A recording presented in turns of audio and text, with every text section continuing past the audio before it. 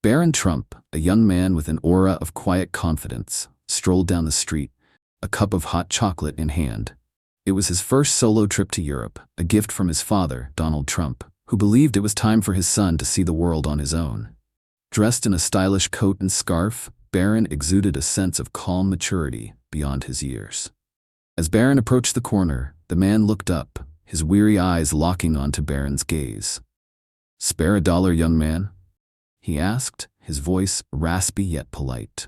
Barron paused, caught off guard by the directness of the request.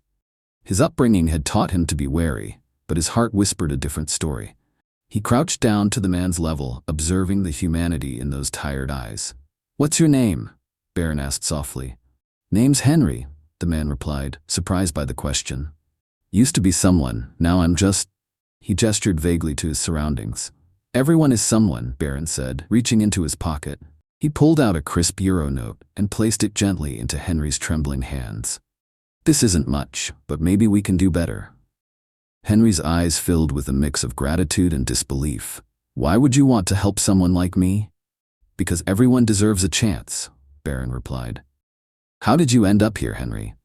Henry hesitated, his gaze darting between Barron and the bustling street. Finally, he sighed and began to recount his story. "I was an architect once, had a family, a career, everything a man could dream of. But one mistake led to another, and here I am." Barron listened intently, nodding as Henry spoke. The conversation continued, drawing curious glances from passers-by. To Barron, Henry's tale was more than just a story. It was a reflection of how life could unravel in ways one could never predict. As the church bells chimed noon, Barron made a decision. "Henry, if I offered to help you get back on your feet, would you take it?" Henry stared at him, disbelief etched on his face. "Why would you do that?" "Because I believe in second chances," Barron replied firmly. "Meet me here tomorrow morning at 10. I'll bring some resources to get you started." Henry's lips trembled as he nodded. I'll be here. Thank you, young man, thank you." Barron stood, giving Henry a reassuring pat on the shoulder before walking away. As he disappeared into the crowd, Henry sat in silence, clutching the euro note as if it were a lifeline. The next morning, Henry sat at the same corner, his heart pounding with anticipation. True to his word, Barron arrived, this time carrying a small briefcase. He greeted Henry warmly and gestured for him to follow. "We'll grab some breakfast first," Barron said, leading Henry to a nearby cafe. The smell of freshly baked croissants and brewed coffee filled the air as they sat down. Henry's hands shook as he held the warm cup, savoring the first proper meal he'd had in weeks. Over breakfast, Barron laid out his plan. "Henry, I've made a few calls. There's a shelter nearby that offers job training programs. They can help you build a new skill set and find work, but it'll take commitment from your side." Henry listened intently, nodding. "I'll do whatever it takes. I'm tired of this life." "Good," Barron said. "And while you're there, I'll help cover the initial costs for housing and basic needs. But you'll need to promise me one thing. No giving up." Henry's eyes filled with tears. "I promise." Together, they visited the shelter, where Barron introduced Henry to the staff and helped him enroll in the program. The shelter director, a kind woman named Clara, explained the process. "We focus on rebuilding not just skills, but confidence," she said. "With the right mindset and support, anyone can turn their life around." Over the following weeks, Barron stayed in touch, visiting Henry regularly to check on his progress. Slowly but surely, Henry began to transform. He cleaned up, gained confidence, and started learning carpentry through the shelter's workshops. During one of their meetings, Henry shared a heartfelt realization. "Barron, I'd forgotten what it feels like to wake up with purpose. This program, it's given me hope again." Barron smiled. "That's all you. You're the one putting in the effort." Henry's work in carpentry quickly gained recognition within the shelter. His designs showcased a natural talent, honed by years of architectural experience. Clara encouraged him to take on more ambitious projects, and soon, Henry was leading a team of residents in crafting furniture that the shelter sold to fund its programs. Meanwhile, Barron's involvement didn't go unnoticed. Local media began to pick up the story, and soon the tale of the young billionaire helping a homeless man spread across social media. Despite the attention, Barron remained focused on Henry's progress. As weeks turned into months, Barron and Henry grew closer. They shared stories of their lives, dreams, and regrets. Barron confided in Henry about the pressures of living up to his family's expectations. "It's not always easy," Barron admitted. "But seeing you succeed, it makes everything worth it." One evening, during one of their meetings, Henry shared a drawing he had made, a design for a small wooden shelter that could be easily assembled for homeless individuals. "It's just an idea," he said shyly. Barron's eyes lit up. "This is brilliant, Henry. Let's make it happen."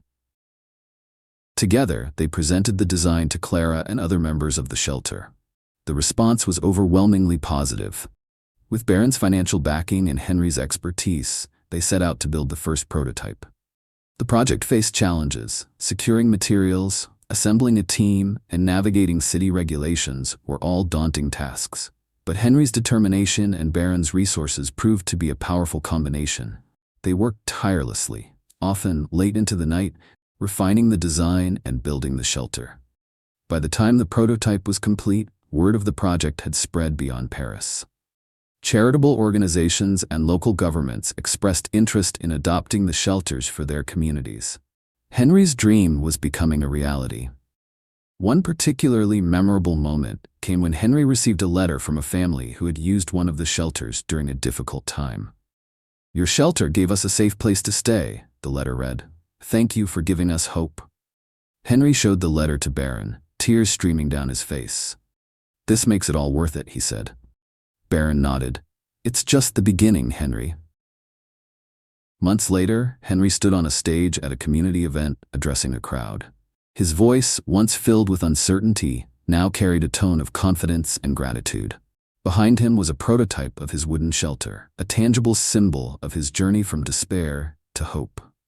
Barron sat in the front row, a proud smile on his face.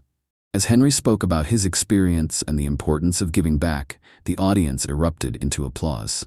His shelters, supported by Barron's funding and local charities, were now being distributed across the city to provide temporary housing for the homeless. After the event, Henry approached Barron, his eyes glistening with emotion. "I don't know how to thank you. You saved my life." "You saved your own life," Barron replied, clasping Henry's shoulder. "I just gave you a nudge." Henry smiled, but his gratitude was evident in every line of his face. "Still, I couldn't have done it without you. You saw something in me when no one else did." The two shared a heartfelt embrace as the crowd cheered around them. For Barron, the experience had been transformative as well. He had learned the profound impact of compassion and the importance of using his privilege to uplift others. Over the following months, the shelter project expanded dramatically. Henry, with Barron's continued support, began training others in carpentry and construction. These skills not only helped more homeless individuals find meaningful work, but also provided the manpower needed to construct more shelters. Henry and Barron's partnership attracted the attention of prominent philanthropists and organizations worldwide.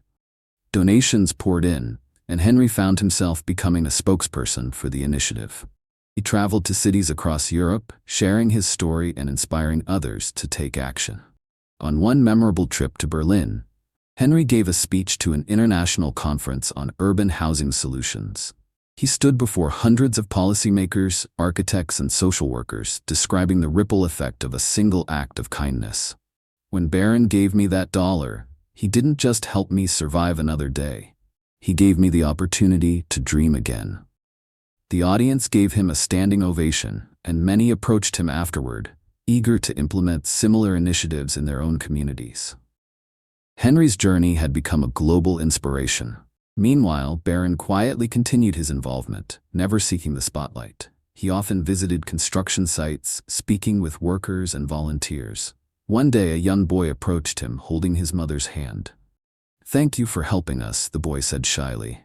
"We have a home now." Barron knelt to the boy's level, smiling. "You're very welcome.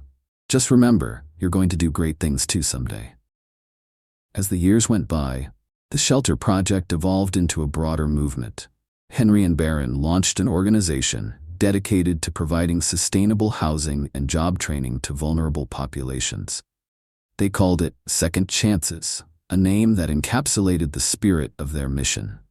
By the time Henry retired, he had helped thousands of people transition from homelessness to stability. At his farewell celebration, he stood next to Barron, now a young man with his own family, and thanked him publicly once again. "This journey began with $1, Henry said, his voice thick with emotion. But it was never just about the money. It was about believing in people, even when they've stopped believing in themselves." Barron replied, "And it's about showing kindness, because you never know the impact it might have." As they stood together, the crowd erupted into cheers, their shared legacy a testament to the power of compassion and determination. For Barron and Henry, the transformation was more than personal. It was a beacon of hope for countless others who dared to dream of a better future.